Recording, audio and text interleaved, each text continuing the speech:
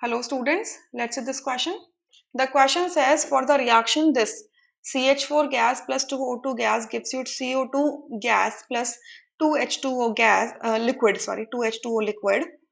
इस रिएक्शन के लिए ये रिएक्शन मैंने हाईलाइट कर दी है, ठीक है। ये जो रिएक्शन है इस रिएक्शन के लिए डेल्टा आर एच मतलब हीट ऑफ द रिएक्शन या एंथैल्पी चेंज कितनी है -170.8 किलो जूल पर मोल है। यह नेगेटिव का साइन आया यानी कि रिएक्शन कैसी है, एक्सोथर्मिक है, यानी कि हीट रिलीज होगी इस रिएक्शन के अंदर, ठीक है। एक्सोथर्मिक रिएक्शन कह रहे हैं which of the following statement is not true, कौन सा स्टेटमेंट करेक्ट नहीं है, फॉल्स स्टेटमेंट आपको बताना है। फर्स्ट रिएक्शन में कह रहे हैं at equilibrium the concentration of CO2 and H2O liquid are not equal.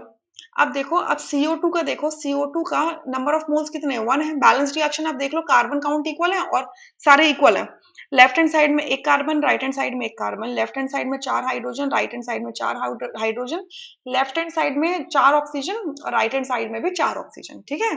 सो ये बैलेंस रिएक्शन है। तो स्टोशियोमेट्री अगर आप देखो किसकी, नंबर ऑफ मोल्स की, number of moles of CO2 and number of moles of H2O, इनका स्टोशियोमेट्री क्या है, कार्बन डाइऑक्साइड के नंबर ऑफ मोल्स 1 है और वाटर के नंबर ऑफ मोल्स 2 है। सो अगर मैं इनका कॉन्सेंट्रेशन निकालूं, कॉन्सेंट्रेशन ऑफ CO2 निकालूं और कॉन्सेंट्रेशन ऑफ H2O निकालूं, तो कांस्टेंट वॉल्यूम से मल्टीप्लाई कर दूंगी। So let's say the volume is V, सो ये हो जाएगा 1/V और ये हो जाएगा अपॉन 2/V। सॉल्व करके क्या आएगा 1/2। तो अब क्या देख रहे हो, इनकी कॉन्सेंट्रेशन इक्वल नहीं है, इनका रेशियो है 1/2 का, ठीक है। सो ये स्टेटमेंट क्या है, ट्रू है। यहाँ पे लिखा है नॉट इक्वल लिखा हुआ है ना, तो हाँ सही बात है, नॉट इक्वल तो नहीं है, ठीक है। सेकंड में कह रहे हैं the equilibrium constant for the given for the reaction is given by Kp। Kp के टर्म्स में हमने इक्विलिब्रियम कांस्टेंट लिखा हुआ है।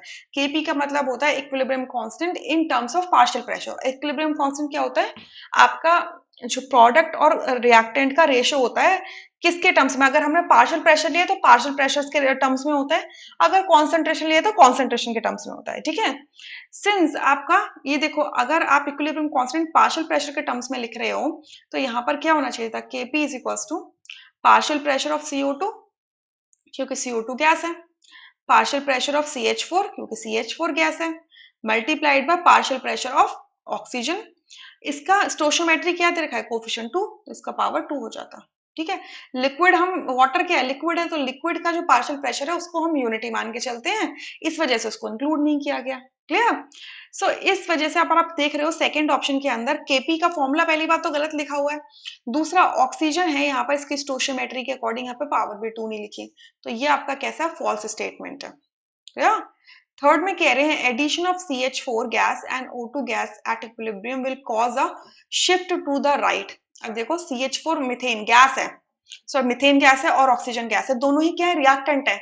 अब इक्विलिब्रियम पर अगर आपने रिएक्टेंट की कॉन्सेंट्रेशन इंक्रीज कर दी तो क्या होता है, आपका जो इक्विलिब्रियम है उस इफेक्ट को, जो स्ट्रेस कॉज हुआ है इक्विलिब्रियम पर, इक्विलिब्रियम की पोजीशन पर कॉन्सेंट्रेशन को एड अप करने की वजह से आपका इक्विलिब्रियम ऑपोजिट डायरेक्शन में शिफ्ट हो जाता है। तो अगर आपने रिएक्टेंट की कॉन्सेंट्रेशन इंक्रीज करी है तो आपका प्रोडक्ट का फॉर्मेशन ज्यादा होने लगेगा, यानी कि रिएक्टेंट, यानी कि क्या होगा, रिएक्शन क्या होगा, राइट हैंड साइड में मूव करेगा, यानी कि फॉरवर्ड डायरेक्शन में मूव करेगा। तो ये बिल्कुल ट्रू स्टेटमेंट है। फोर्थ में कह रहे हैं the reaction is exothermic, yes exothermic है क्योंकि डेल्टा एच की वैल्यू क्या है, नेगेटिव दे रखी है, तो ये भी ट्रू है। हमें बताना था नॉट ट्रू स्टेटमेंट, यानी कि सेकंड ऑप्शन यहाँ से करेक्ट होगा, rest options would be incorrect. I hope you understood this question really very well, thank you.